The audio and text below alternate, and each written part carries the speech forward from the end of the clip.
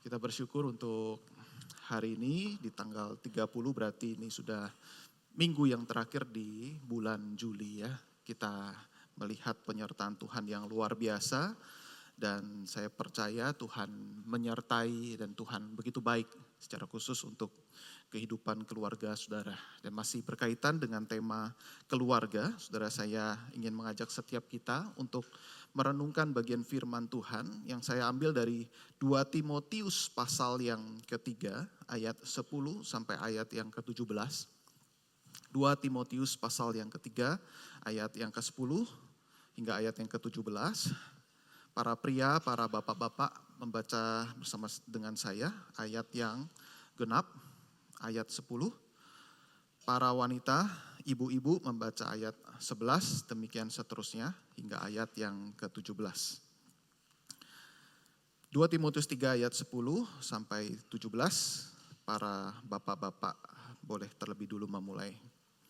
Tetapi engkau telah mengikuti ajaranku, cara hidupku, pendirianku, imanku, kesabaranku, kasihku, dan ketekunanku.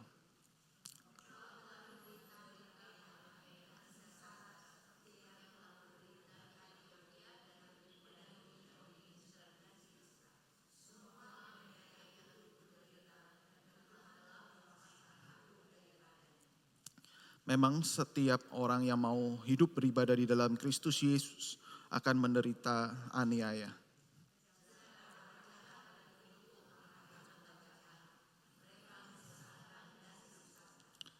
Tetapi hendaklah engkau tetap berpegang pada kebenaran yang telah engkau terima dan engkau yakini, dengan selalu mengingat orang yang telah mengajarkannya kepadamu.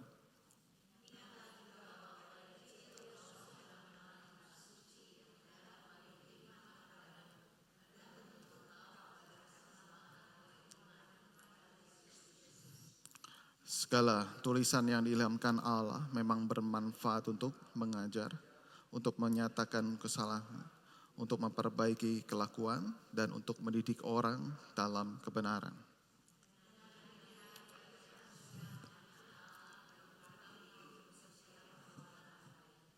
Demikian pembacaan firman Tuhan, berbahagialah setiap kita yang membaca, merenungkan, dan melakukan di dalam keseharian kita.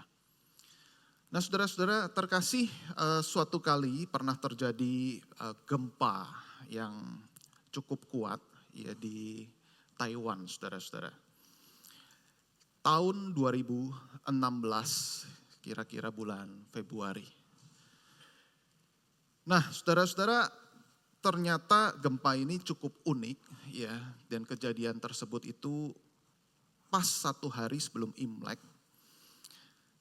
Dan betapa mereka yang pengen merayakan tiba-tiba mengalami musibah seperti ini rasanya cukup ya menyedihkan. Nah, uniknya adalah di sebuah wilayah yang terkena gempa itu di kota Tainan ada sebuah apartemen yang kemudian runtuh, saudara-saudara. Ya, kemudian runtuh. Ya, apartemen itu atau bangunan itu tidak terlalu tinggi. Satu gedung atau satu bangunan itu runtuh, tetapi gedung di sekitarnya yang lain itu tetap berdiri. Kita bisa lihat tampilan gambarnya.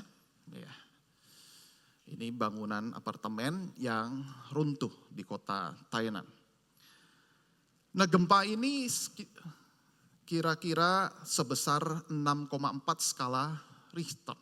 Ya, jadi saudara, kalau ukuran skala itu gempa ini kuat, ya, tetapi bukan gempa besar. Jadi kalau besar itu di atas 7, ya, setahu saya di atas 7. Jadi ini cukup kuat, tetapi bukan yang sangat besar. Lalu kemudian next, ya,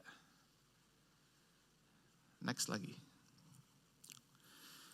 Nah, kemudian saudara-saudara, pemerintah Taiwan itu melakukan penyelidikan, penasaran ya. Yang lain tidak runtuh, tetapi hanya satu bangunan ini yang runtuh. Memang gempa sih gempa, tetapi kok tidak terlalu besar dan bangunan ini kemudian runtuh. Ya, kira-kira apa yang menjadi faktor penyebabnya? Nah, saudara-saudara, ada indikasi bangunan apartemen itu tidak memenuhi standar ya konstruksi atau keselamatan konstruksi bangunan. Setelah penyelidikan dilakukan, saudara, apa hasilnya? Tim penyelidik menemukan kaleng-kaleng bekas sebagai pengisi dinding di bangunan itu. Next. Dalam sebuah foto ini, saudara, kita bisa melihat ada kaleng-kaleng bekas minyak goreng warna biru, saudara-saudara, ya, untuk digunakan untuk mengisi dindingnya. Ya, biasanya kaleng digunakan mengisi tembok agar terlihat lebih besar dan lebih berisi. Nah, saudara-saudara, inilah penyebab yang sangat fatal di mana bangunan atau apartemen tersebut berpondasikan kaleng-kaleng bekas minyak goreng. Bagaimana tidak runtuh begitu ya, menghadapi goncangan daripada gempa, langsung ambruk dalam waktu yang seketika. Saudara, ini sebuah gambaran yang ingin saya katakan untuk kita bisa, mungkin ada orang yang berkata atau kita mungkin menilai, saudara, ada seseorang berkata bahwa anak muda zaman now ini bangunan pondasinya ini kurang begitu kuat, katanya seperti itu.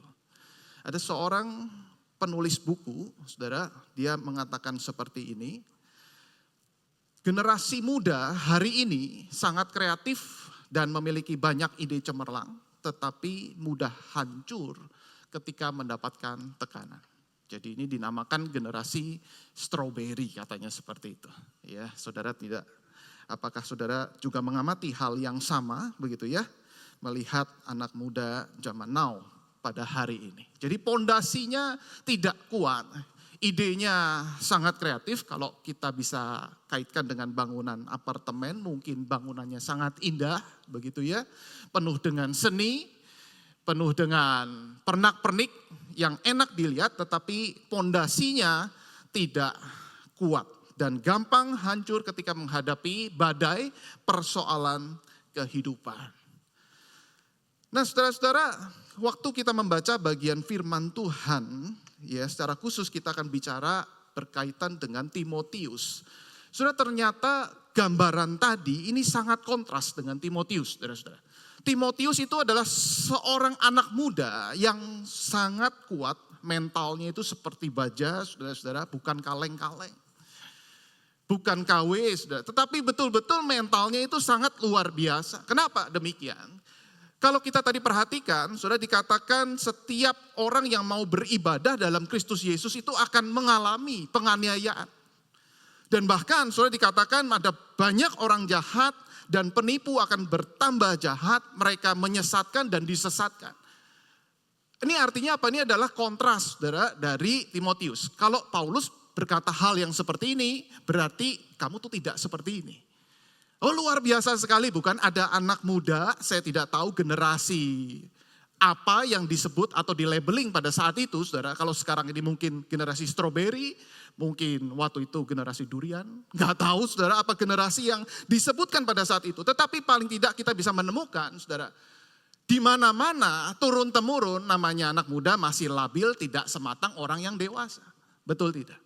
Di mana-mana zaman dulu sampai hari ini, saudara, kita akan terus mengalami yang namanya kelabilan di dalam generasi yang lebih muda daripada kita. Tetapi saudara-saudara, yang kita bisa lihat dan menarik di sini adalah si Timotius itu berbeda dengan anak-anak muda pada saat itu, dengan orang-orang jahat, penipu yang bertambah jahat, dan dia tetap punya iman yang teguh, iman yang kuat. Barangkali kalau kita bisa gambarkan ini seperti Amsal 24 ayat 16, saudara, dikatakan begini. Sebab 7 kali orang benar jatuh, namun ia bangun kembali. Tetapi orang fasik akan roboh dalam bencana. Maksudnya bukan 7 kali, benar-benar dihitung 7 kali, tetapi berkali-kali sampai sempurna begitu ya. Berkali-kali jatuh, tetap dia akan bangkit lagi. Barangkali ini gambaran di mana anak muda yang bernama Timotius itu memiliki mental dan hati yang kuat atau iman yang kuat. Saudara-saudara mungkin bertanya, faktor apa ya yang menyebabkannya? Kok bisa ya? Ada seorang anak muda yang punya pribadi atau pondasi iman yang begitu kuat. Nah, saudara-saudara, dalam hal ini jelas ada banyak faktor dan Paulus punya andil besar, saudara, di dalam pengaruh di dalam hidupnya sehingga bisa mempengaruhi pertumbuhan iman daripada Timotius. Paulus bapak rohani daripada Timotius. Dan ia terus mengajarkan firman sampai dikatakan, kau telah mengikuti ajaranku, cara hidupku, pendirianku, imanku, kesabaran, ketekunan, dan segala hal. Dan bahkan kau telah mengikuti aku menderita, mengalami penganiayaan. Luar biasa sekali. Di mana Timotius boleh mengikuti jejak kaki yang dilalui oleh Rasul Paulus. Jadi saudara-saudara, kira-kira gambaran yang seperti ini yang diberikan atau disajikan kepada kita. Lihat, ada contoh teladan hidup yang baik. Tetapi tunggu dulu saudara-saudara. Penjelasan Paulus tidak berhenti di sini. Artinya apa? Artinya bukan hanya Rasul Paulus yang berperan punya andil yang besar buat Timotius. Jadi bukan hanya Paulus yang punya pengaruh yang besar, saudara-saudara. Kenapa? Karena kita lihat di sini, misalnya dikatakan dengan selalu mengingat orang yang telah mengajarkannya kepadamu. Ini siapa orang yang telah mengajarkannya kepadamu? Oh, kita langsung berkata, ya itulah Paulus. Tetapi saudara, kalau demikian Paulus berkata seperti itu, sepertinya Rasul Paulus sangat narsis sekali ya. Kau sudah mengikuti ajaranku semuanya dan ada orang yang telah mengajar itu juga, aku juga rasanya saudara ini sih Rasul Paulus sangat narsis sekali. Dan kata yang digunakan di sini jamak. Jadi ada orang-orang yang telah mengajarkannya kepadamu Timotius. Ya mungkin salah satunya aku. Tetapi bukan aku satu-satunya. Ada orang-orang yang mengajarkan itu kepadamu. Tambah lagi clue-nya saudara. Dari kecil engkau sudah mengenal kitab suci. Kalau dari kecil saudara, ini kecil itu maksudnya adalah dari bayi. Mungkinkah Paulus ketemu Timotius dari bayi? Tidak mungkin. Berarti siapa? Saudara, kita lihat 2 Timotius 1 ayat yang kelima. Sebab aku teringat akan imanmu yang tulus ikhlas. Yaitu iman yang pertama-tama hidup di dalam nenekmu Lois dan di dalam ibumu Eunike. Dan aku yakin hidup juga di dalam dirimu. Jadi ini saudara-saudara, di mana sebelum Paulus mempengaruhi Timotius, ternyata ada 2 figur wanita, yaitu yang pertama adalah Lois, neneknya daripada Timotius, dan juga mamanya, yaitu Eunike, yang menanamkan benih iman, memberikan pondasi iman kepada Timotius. Dari bayi, dari kecil diajarkan firman Tuhan sehingga Timotius bisa mengenal kitab suci dan mengenal keselamatan. Saudara-saudara, ayahnya di mana? Ayahnya tidak dicatat karena memang kemungkinan besar bukan orang percaya. Mungkin suaminya adalah orang Yunani atau orang Romawi. Jadi dari data ini saudara-saudara, kita bisa melihat bahwa perjuangan daripada Eunike, mama daripada Timotius, tidak mudah. Mungkin dijodohkan dan kemudian kebetulan dia dapat suami pasangan hidup yang tidak percaya. Saudara bisa bayangkan ada terang dan gelap menyatu di dalam sebuah rumah. Mereka hidup bersama-sama dalam satu atap, saudara-saudara. Di mana ada kebiasaan yang berbeda, di mana ada kesukaan yang berbeda. Dan saudara-saudara, di mana Eunike harus berjuang. Supaya apa? Supaya Timotius itu betul-betul kenal Tuhan. Nah saudara-saudara, pernikahan beda suku itu tidak mudah. Meskipun satu iman. Di dalam Kristus semua menjadi satu. Beda suku itu tidak masalah. Tetapi yang saya katakan itu tidak mudah. Misalnya saudara, suku Batak ketemu suku Jawa saudara. Kalau suku Jawa itu mikir dulu baru ngomong. Betul ya? Jadi kalau mau ngomong tuh pikir, wah ini udah disusun katanya saudara ya. Tetapi saudara pasangannya orang Batak. Ngomong dulu baru pikir saudara-saudara. Kira-kira apa yang akan terjadi saudara. Ada banyak konflik, betul nggak? Ngomong, terus habis ngomongnya udah gayanya kayak marah-marah kan. Padahal dia nggak marah. Ya, padahal itu cuma gaya bicaranya. Nah yang Jawa ini dia aduh sakit hati ngomongnya kok kasar kayak begitu ya. Tapi memang udah dari sananya begitu. Nah saudara-saudara ini konflik yang bisa terjadi saudara kalau memang ada kebiasaan, ada budaya yang berbeda. Tetapi ini saudara bayangkan ada suku berbeda. Imannya berbeda saudara-saudara. Di mana Eunike menikah dengan orang Romawi mungkin pada saat itu. Saudara bisa bayangkan kebiasaan dan Eunike ada di pihak lemah, istri. Pria menjadi dominan pada saat itu. Dan Eunike orang Yahudi. Teratur, detail hukum Taurat. Yang satu semua diatur, yang satu segala-galanya bebas, liberal. Saudara-saudara ya, saudara bayangin kalau makan kira-kira bagaimana. Yang satu boleh makan segala-galanya, yang satu haram. Gak boleh sembarangan. Yang satu sukanya babi panggang. Yang satu ngelihat babi panggang mual, mau muntah. Saudara, ini bagaimana? Waktu ada di meja makan, ada babi panggang yang sangat enak itu, saudara-saudara ya. Lalu Eunike mual, perutnya muntah. Nggak mau di situ, sudah. Yang satu, aduh ngiler sampai enak banget. Cara masaknya pun harus diatur. Cara cucinya harus diatur. Cara ngolahnya juga harus diatur. Nah ini saudara, gimana perjuangan mereka untuk bisa survive di dalam keluarga ini. Tetapi luar biasa saudara-saudara. Timotius akhirnya mengikuti iman daripada Eunike. Waduh luar biasa. Dia pasti akan timbang-timbang bukan? Mana ya yang baik? Mana ya yang benar ya? Di sini ada baik, ada kurangnya, kira-kira begitu kan. Di sini juga ngelihat mamanya juga pasti ada kelemahan, gak mungkin sempurna. Tetapi dia lihat, dia timbang, dia evaluasi ajarannya. Dan dia memilih iman daripada mamanya Eunike. Aku ikut iman daripada mama. Aku ikut Yesus Kristus. Aku ikut kitab suci itu. Dan saudara-saudara oleh sebab itu Rasul Paulus itu berkata bahwa ingatlah mereka yang sudah mengajarkan kebenaran kepadamu. Artinya Rasul Paulus ingin berkata, Timotius ingat mamamu dan juga nenekmu itu pernah berkorban. Maksudnya bukan ingat wajahnya aja, bukan. Sudah bukan ingat namanya. Mereka pernah berkorban. Hidup dengan papamu itu tidak mudah. Mereka harus berkorban tenaga, air mata, dengan doa mereka berlutut. Saya dramatisir lagi saudara-saudara. Ketika Timotius sudah agak besar, sudah kenal sama Paulus. Mungkin sudah jadi mahasiswa kuliah, kira-kira begitu. Dia kabarin, Ma, aku mau ikut pelayanan. Sama siapa? Pak Pendeta Paulus. Waduh, emang segampang itu izinnya?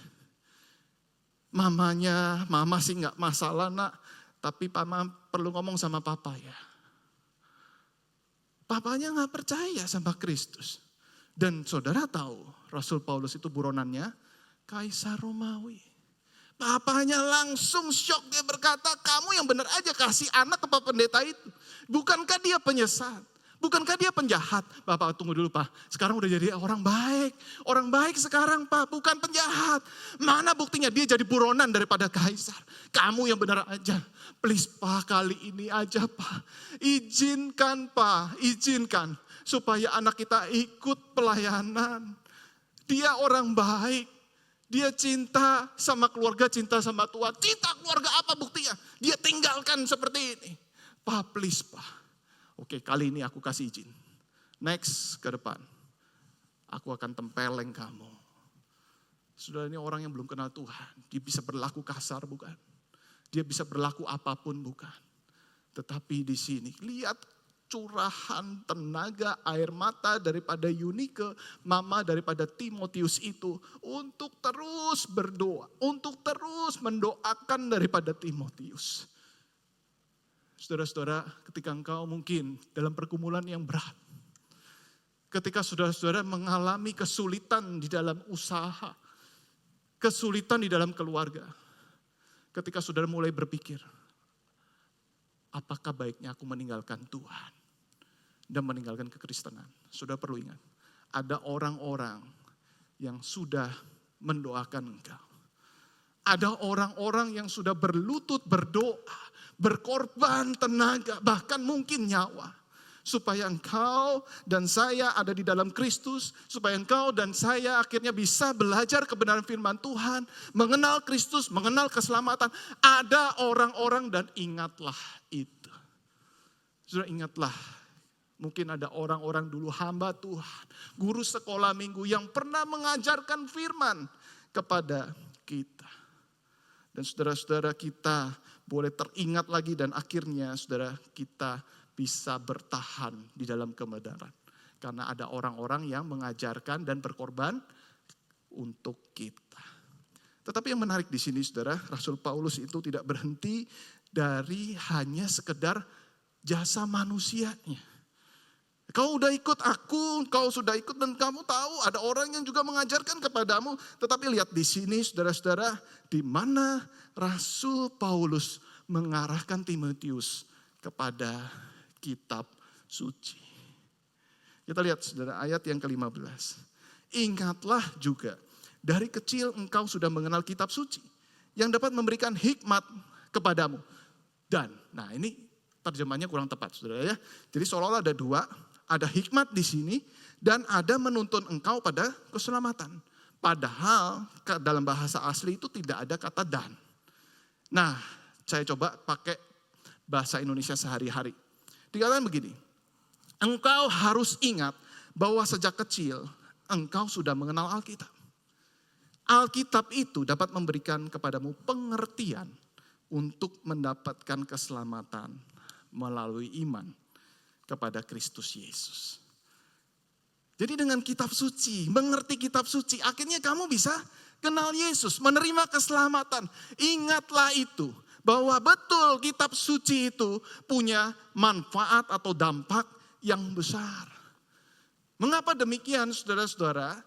Karena ketika kita atau menjadikan anak kita bergantung hanya kepada figur pendeta. Atau hanya bergantung pada figur orang tua. Di situ saudara ada batasnya. Tetapi Rasul Paulus, kamu bergantungnya sama ini ya. Timotius, sebentar lagi aku akan dieksekusi oleh kaisar. Ada di dalam penjara. Jadi aku tidak bisa bersama-samanya terus dengan kamu. Sedangkan engkau harus melanjutkan pelayanan. Untuk jemaat yang sudah kita rintis bersama. Sekarang saatnya engkau bergantung pada kitab suci. Orang tua tidak mungkin terus bersama-sama dengan anak. Apalagi nenek atau kakek. Oleh karena itu jadikan supaya anak kita bergantung pada kitab suci. Mengapa demikian saudara-saudara? Karena bukan hanya keselamatan ketika engkau dan saya mendapatkannya, ketika kita bisa mengerti isi kitab suci, tetapi juga ada otoritas. Otoritas untuk kehidupan sehari-hari yang sebelumnya dilakukan oleh orang tua, yang dilakukan oleh para mentor barangkali. Tetapi saat itu dialihkan kepada kitab suci. Ayat 16, saudara, kita baca sama-sama. Ayat yang ke-16 ini, 1, 2, 3. Segala tulisan yang diilhamkan Allah memang bermanfaat untuk mengajar, untuk menyatakan kesalahan, untuk memperbaiki kelakuan, dan untuk mendidik orang dalam kebenaran. Bukan hanya keselamatan, tetapi mengatur segala tingkah laku. Bagaimana kita harus berjalan mengatasi segala persoalan yang ada. Sudah itu pentingnya kitab suci. Di mana otoritas yang tadinya dilakukan oleh para orang tua. Dan Paulus sadar, ada batasnya itu semua. Tetapi ketika engkau mengandalkan kitab suci, otoritas itu akan diambil alih oleh kitab suci. Sudah inilah warisan yang berharga buat generasi anak-anak dan cucu kita. Wariskan saudara-saudara. kitab suci, pengenalan akan Yesus Kristus. Sehingga mereka bisa dengan bebas, mereka menjalani hidup mereka dengan takut akan Tuhan, tahu mana yang benar, mana yang salah. Mereka sungguh-sungguh hidup mereka boleh bisa memuliakan Tuhan di dalam segala keadaan apapun. Tanpa saudara itu menjadi bagian dari kita lagi, karena memang otoritas kita mau tidak mau harus semakin lama semakin hilang. Makin kecil anak kita, otoritas orang tua makin besar. Saudara harus memiliki otoritas untuk anak-anak khususnya yang masih kecil. Nggak boleh gitu, nggak boleh gini. Belum waktunya anak kita itu menjadi sahabat dengan kita ketika mereka masih kecil. Ini repot kalau orang tua jadi sahabat dengan anak waktu kecil. Mereka beranjak remaja, kacau semua. Tetapi seiring berjalannya waktu, saudara, otoritas sebagai orang tua itu akan berkurang. Kenapa? Karena anak makin besar, makin mandiri. Mereka sudah bisa menimbang ini dan itu. Saudara bayangin kalau udah besar, remaja masih dimandiin, saudara bisa bayangin, saudara juga nggak rela, bukan? Artinya apa? Otoritas makin berkurang, anak makin besar. Semakin dewasa lagi, saudara, otoritas itu akan hilang. Tetapi mereka butuh otoritas. Siapa otoritasnya? Firman Tuhan. Jadi dari kecil saudara masuk pelan-pelan firman Tuhan, firman Tuhan, firman Tuhan. Sehingga otoritas firman Tuhan itu yang akan menggantikan daripada otoritas kita. Sehingga waktu anak kita sudah besar, mereka boleh punya hati yang takut akan Tuhan. Terus disertai dengan kuasa Tuhan dan firman Tuhan. Saudara gak perlu takut lagi. Mau ditaruh di mana, dia tetap takut akan Tuhan. Mau di luar negeri, dia tetap takut akan Tuhan. Mau di dalam bisnis, dia tetap takut akan Tuhan. Mau dalam dunia perpolitikan, dia tetap takut akan Tuhan.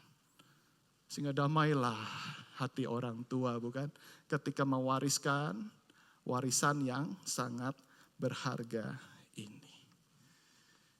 Oleh karena itu, saudara-saudara, kita bisa mempelajari beberapa hal yang saya bisa simpulkan dari peran Eunike, Lois, bahkan Paulus ketika mereka melakukan pemuritan keluarga kepada Timotius.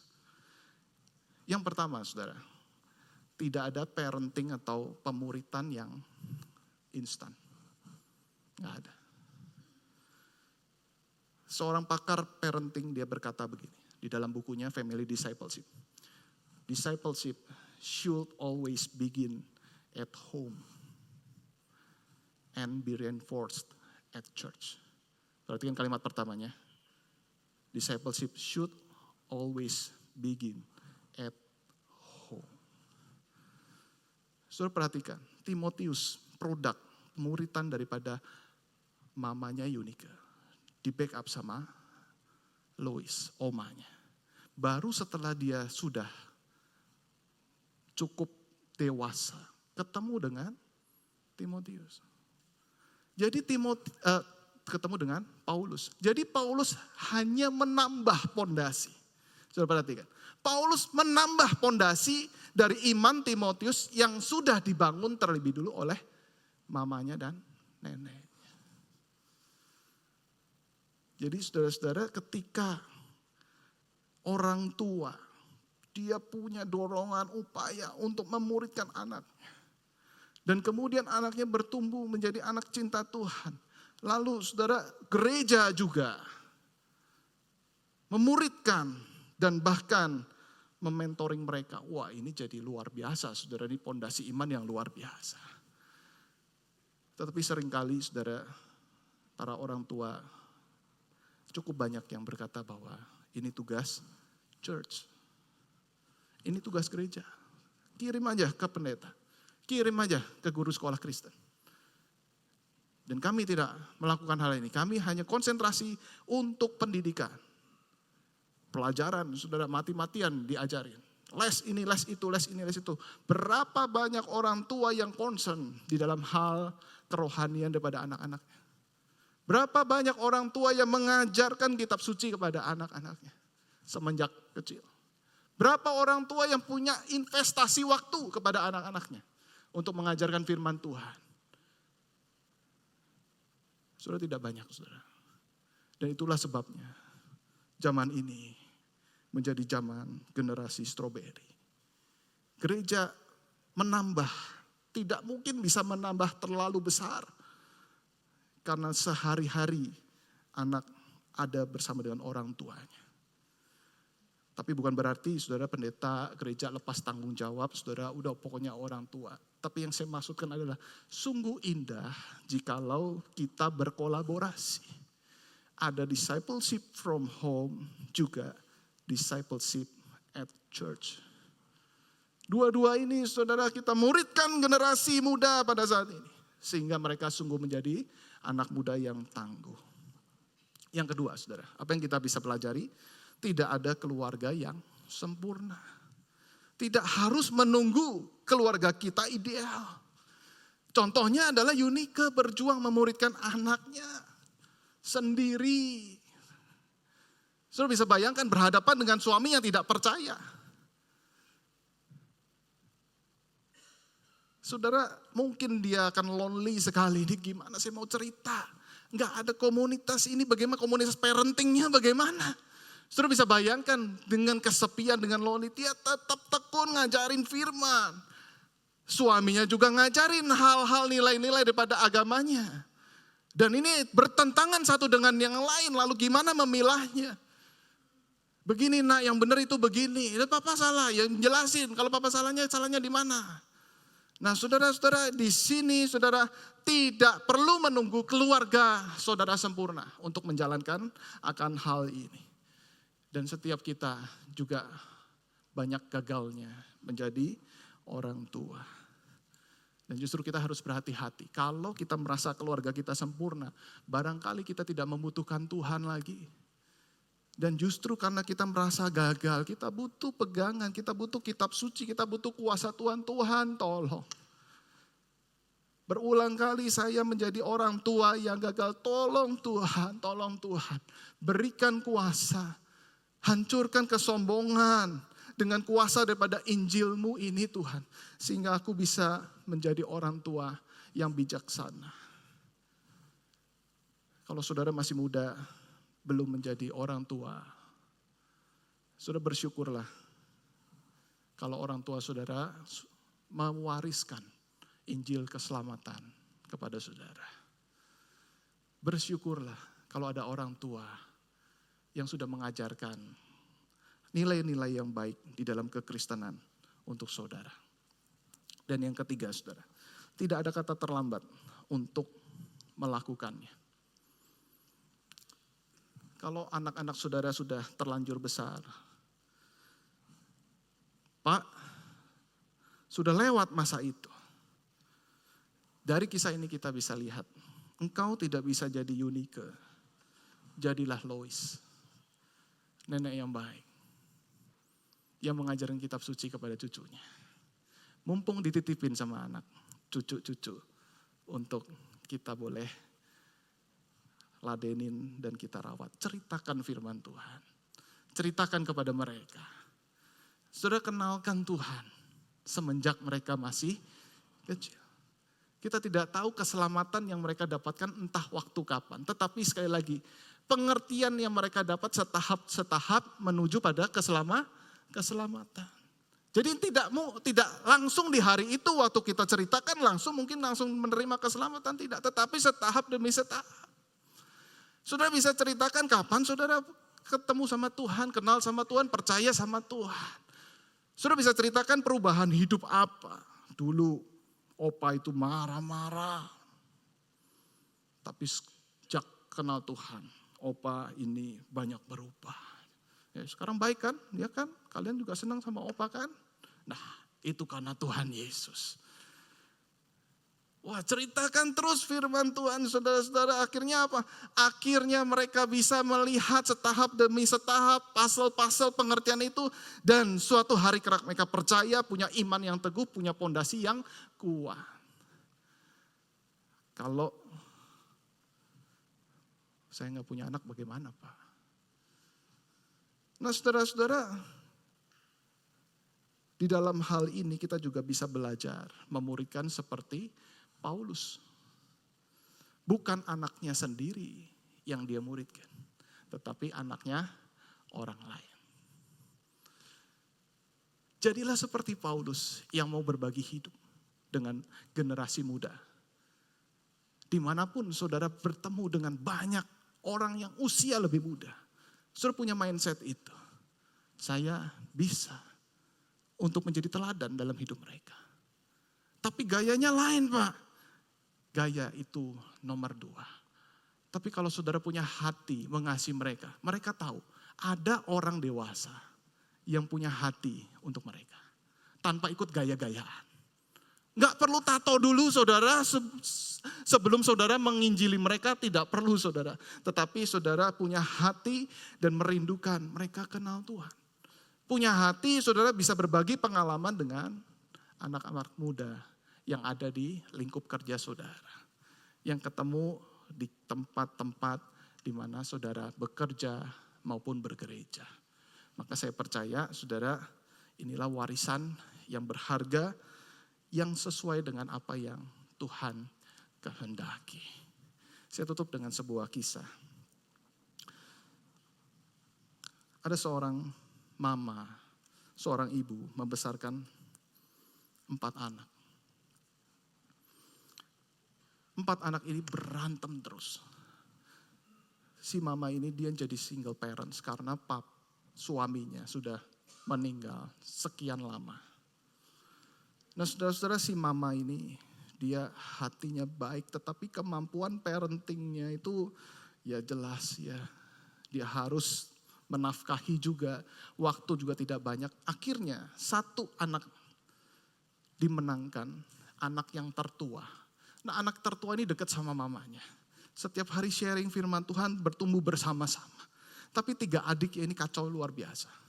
Dia gak percaya, pikirannya duit mulu. Berantem terus, saudara, sampai besar berantem terus. Dan selalu berkaitan dengan duit. Suatu kali mamanya sakit dan cukup parah. Adik-adiknya sudah mengintimidasi. Ayo mah, pasti si Koko kan yang dikasih paling besar. Adik-adiknya juga ngomong sama Kokonya. Tuh, anak kesayangan mama. Lihat aja nih paling besar. Adik-adiknya sudah menantikan warisan. Artinya pengen apa tuh? Tetapi saudara-saudara, si Kokonya bijaksana. Tidak lama kemudian mamanya meninggal. Lalu dibacakanlah ketika berbagi waris di persidangan itu. Ada surat wasiat yang ditulis oleh mamanya.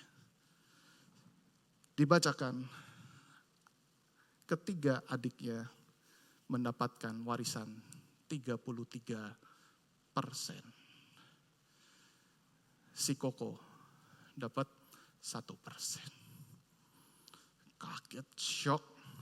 Kokonya, adiknya senyum-senyum. Kokonya tertunduk lesu. Dia sangat murung. Istrinya, anak mantunya yang sayang juga sama mama mertua menghibur. Kenapa kamu sedih? Kamu cuma dapat 1% ya.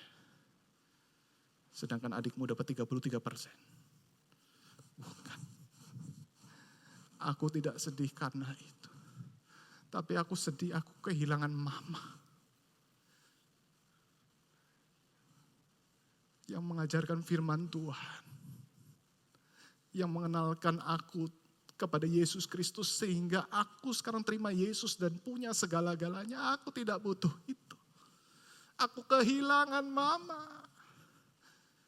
Aku sangat mengasihi mama. Istrinya penasaran lagi, kenapa kamu gak sedih? Kamu cuma dikasih 1%, ini something wrong. Gak fair. Aku yang ngomong sama mama. Aku 1% aja. 3 adikku ribut terus. Kalau dibagi seperti rata begini, mungkin juga mereka akan tidak belajar. Jadi aku 1%, adik-adikku 33%. Aku berharap mereka melihat ada teladan Kristus. Sehingga mereka boleh percaya kepada Kristus. Ditulislah 1%. Adik-adiknya 33%. Saya percaya kalau Timotius masih hidup hari ini, dia seperti orang ini. Dan saya rindu saudara-saudara, ketika kita boleh sungguh-sungguh membesarkan anak kita, kenalkan kepada Yesus, ajari kitab suci kepada mereka. Hasilnya tidak instan, tetapi pasti. Dan itulah yang mendatangkan sukacita bagi orang tua. Tuhan memberkati setiap kita. Mari kita tunduk kepala. Biar musik boleh mengalunkan pujian.